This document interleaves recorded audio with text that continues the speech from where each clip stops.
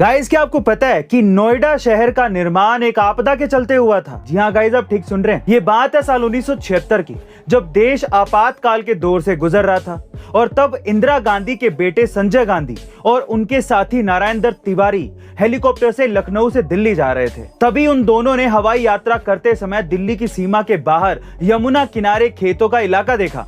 ये इलाका उन दोनों को इतना ज्यादा पसंद आया कि उन्होंने औद्योगिक विकास के लिए यहाँ एक शहर बसाने की ठान ली और तब शुरुआत हुई इंडिया की one of the greatest city Noida की। वैसे गाइस, क्या आपको नोएडा सिटी के फॉर्मेशन के पीछे की ये स्टोरी पता थी? कमेंट सेक्शन में जरूर लिखिएगा और ऐसे अमेजिंग वीडियोस के लिए शेयर, सब्सक्राइब एंड लाइक। मिलते हैं अगली वीडियो में।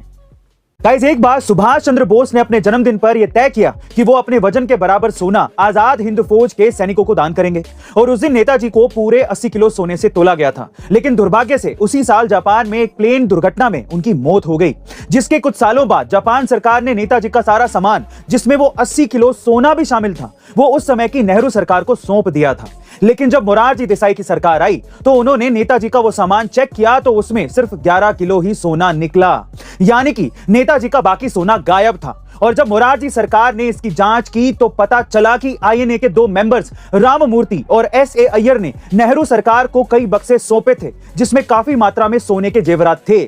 और तब से यह सवाल लोगों के लिए एक राज बना हुआ है कि आखिरकार नेताजी का वो सोना सरकार के खजाने से आखिर गया कहां। वैसे गाइस, आपको क्या लगता है कि नेताजी का 80 किलो सोना किसने चुराया? कमेंट सेक्शन में जरूर लिखिएगा और ऐसे अमेजिंग वीडियोस के लिए शेयर, सब्सक्राइब एंड लाइक। मिलते हैं अगली वीडियो में।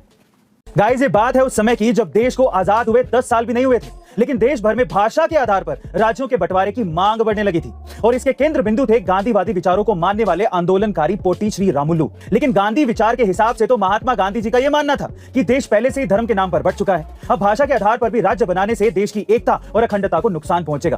पर इन सबके उलट पोटी श्री रामुलु ने साल 1953 में आमरण हड़ताल शुरू कर दी और इस आंदोलन के 56वें दिन उनकी मौत हो गई।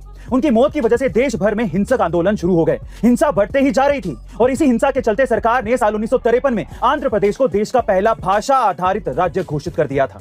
लेकिन जब यही मांग पूरे देश में आने लगी तब फाइनली दिसंबर 1953 में राज्य पुनर्गठन आयोग का गठन हुआ, जिससे कई राज्यों को भाषा के आधार पर बांट दिया गया। वैसे गाइस, आपके हिसाब से भाषा के आधार पर राज्यों का बांटना सही था या गलत? कमेंट सेक्शन में जरूर लिखिएगा और ऐसे अमेजिंग वीडियोस के लिए A2 मोटिवेशन चैनल को सब्सक्राइब कीजिएगा। हमें आपके सब्सक्रिप्शन और प्यार की जरूरत है।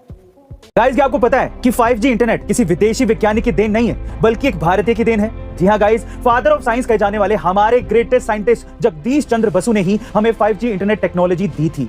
दरअसल जगदीश चंद्र ने 1895 में कलकत्ता के प्रेसिडेंसी कॉलेज की प्रयोगशाला में एक ऐसी वेव की खोज कर ली थी जो 5G जैसी टेक्नोलॉजी को लाने के लिए काफी कामगर थी और इसी वजह से उन्हें साल 1897 में रॉयल इंस्टीट्यूट ऑफ लंदन में डेमोन्स्ट्रेशन के लिए बुलाया भी गया था, जहां उन्होंने साइंस की प्रगति के लिए अपनी इस खोज को पब्लिक डोमेन में ही रखने का डिसीजन लिया था। लेकिन 3 साल के अंदर ही एक इटालियन साइंटिस्ट ने उनकी इस खोज में मामूली से बदलाव करके उसे अपने नाम पर पेटेंट करवा लिया था, जिसके लिए इस साइंटिस्ट को नोबेल प्राइज भी दे दिया गया था। लेकिन 120 साल बाद साल 2012 में जब असली सच सामने आया तो सबको पता चला कि जगदीश चंद्र बसु ने ही इसकी खोज की थी। गाइस, आज हम जगदीश चंद्र जी की इस खोज की वजह से ही 5G टेक्नोलॉजी तक पहुंच पाए हैं। उनके इस योगदान के लिए एक हार्ट तो बनता है और ऐसे अमेजिंग वीडियोस के लिए A2 मोटिवेशन चैनल को सब्सक्राइब जरूर कर लीजिएगा।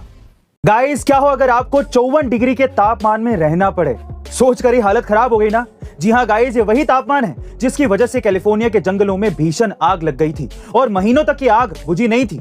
वहीं कनाडा में इसी 54 डिग्री पर एक कस्बा पूरा का पूरा दफन हो गया था और अब यही हाल साल 2050 तक इंडिया के कुछ राज्यों जैसे कि उत्तर प्रदेश, गुजरात और राजस्थान का भी हो सकता है, जिसमें आपको पीने का पानी तक नहीं मिलेगा क्योंकि भीषण गर्मी की वजह से जमीन, नदियां और तालाब सब सूख जाएंगे। यही नहीं, अगर वक्त रहते हमने पॉल्यूशन पर कंट्रोल नहीं किया तो ये मंजर हमारी सोच से भी भयानक हो सकता है, क्योंकि पॉल्यूशन की वजह से लगातार क्लाइमेट चेंज हो रहा है और ग्लोबल वार्मिंग जैसी समस्या सामने आ रही है। गाइस, इसीलिए अब वक्त आ गया है कि हम सभी को मिलकर पॉल्यूशन को कंट्रोल करना ही पड़ेगा। वैसे गाइस, आप पॉल्यूशन को कंट्रोल करने के लिए क्या कंट्रीब्यूट कर रहे हैं? कमेंट सेक्शन में जरूर लिखिएगा और ऐसे अमेजिंग वीडियोस के लिए A2 मोटिवेशन चैनल को सब्सक्राइब जरूर कर लीजिएगा। मिलते हैं अगली वीडियो में।